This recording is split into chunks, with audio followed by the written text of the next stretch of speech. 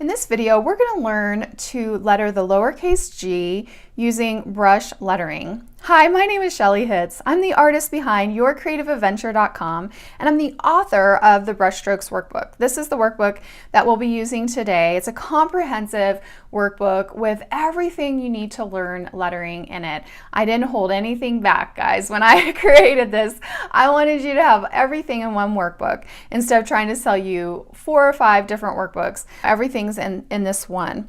And so this video is in my alphabet series.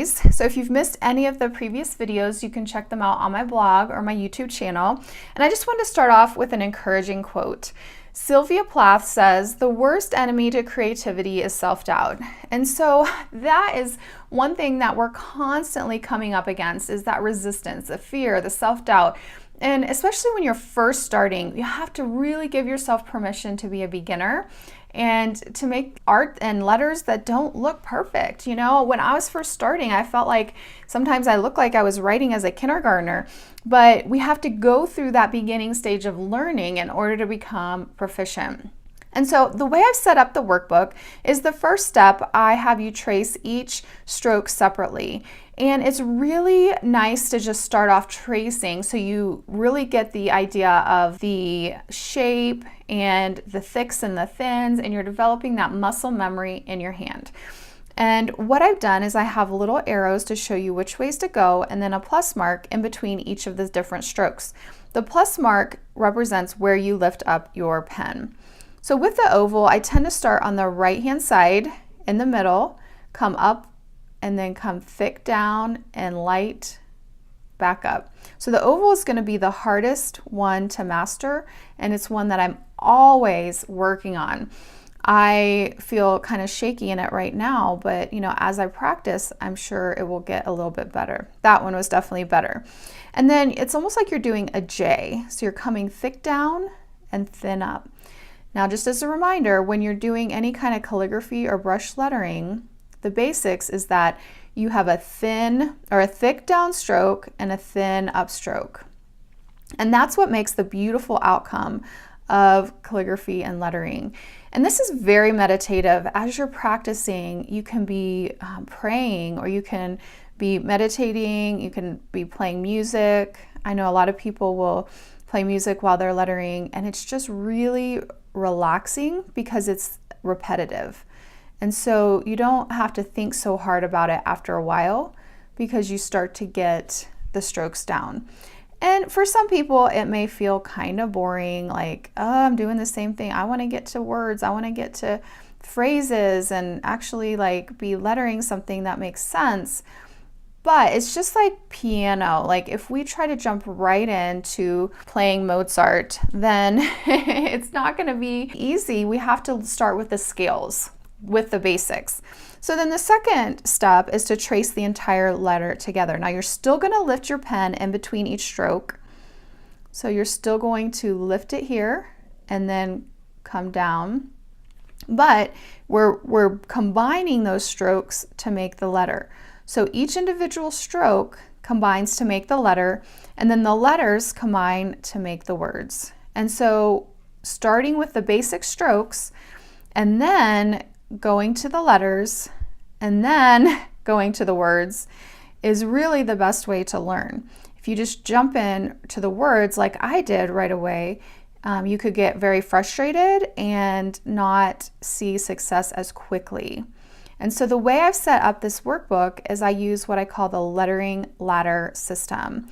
And the easiest way is first to start with monoline.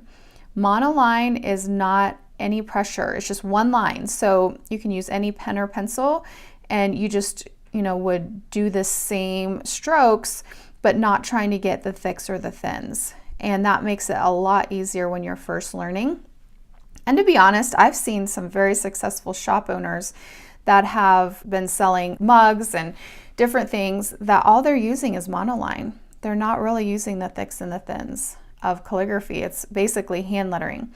But that's the start, and then you go to faux calligraphy, which is fake calligraphy, and then you go into your basic strokes and your letters, then connecting the letters. So it's a progression, you know, and from there you go to the bounce lettering and the flourishing. And so I take you step by step through the process in the workbook. Now, step 3 is now where you're going to do this on your own, and this is where you can really see where you're having any problems. And I'm using the Pentel Touch pen, and this one, it's a little bit harder to control than the Tombow Food Nasuki or the Zebra Superfine, but it's super juicy. The colors are very vibrant, and I really like it. And you can see I'm kind of adapting this loop at the bottom. I'm not doing the exact loop, and that's fine. I just have my own style that I've been doing, and you know, I encourage you to adapt too. You don't have to do exactly what I've given you, but you use it and build upon it and then create your own style, which I have an entire chapter in my workbook on discovering your unique lettering style. And I go into depth on the process that I used and that I recommend. And it's so fun when you start to get a recognizable style and people start to know that that's your style. And so once you learn the letters, you can start putting them together for words. And so I'm going to go ahead and letter the word great. And I'm just going to come here and letter it down here. On my practice sheets, the boldest line is the baseline. And so that way you always know where it is. And because I was talking, I'm going to do grateful because I started to spell it wrong. That's a thing. Pivot and shift, right? You know, Bob Ross used to say there's no mistakes, just happy accidents. So maybe I was just supposed to write this word grateful today. What are you grateful for? Share with me in the comments. I'm grateful for each one of you being here and showing up in each of these videos in my alphabet series. Thank you so much for joining me. I hope you'll check out the other videos. And again, my name is Shelly Hitz, and this is my Brushstrokes workbook. You can find out more about this workbook at yourcreativeadventure.com/workbook. And I'll see you in the next video.